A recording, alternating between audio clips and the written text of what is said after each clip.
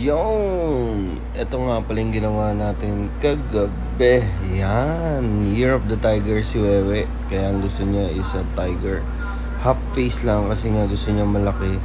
Then dun sa part na inner arm, syempre hindi naman kasya dun yung isang buo. Liliit yung tiger. So, black and gray. Then, half face. And kasama rin natin si Buwan nagtattoo. Syempre using a tech product Philippines from MMC Tattoo Supplies. Pwede kayong order Shopee. Pwede sa Kabanatuan. Sa Monumento. Yan. Oy!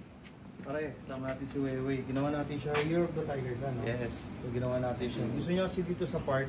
Kasi kung maliit na malaki, tapos buo, hindi aakma eh. Kaya ginawa ko, nilakayan ko na lang. Gusto yung tattoo? Thank you. Ganda, solid. Gusto mo? Yes. Thank you. Di tayo mawo. Iwa. Bayan lumasalitaan yung fish. So sa lahat ng gusto magpatattoo, we do home service at Sundo Car Tattoo Event. Walk in our shop open 24/7. Dito tayo sa Nara Street 393 Muscovite. We have a lot of artists here. Para dito tayo sa Iloilo next week, no? Next week. Pwedeng 8, pwedeng 9 to 13 tayo sa Pototan, Iloilo. Then Occidental Mindoro. 14 to 16, 17 sa Pototan. Thank you, Ed. Who's next? Buwan! Okay, ayan, tapos na natin yung ginawa kay Ma'am yung walk-in, Tigawi Torrente.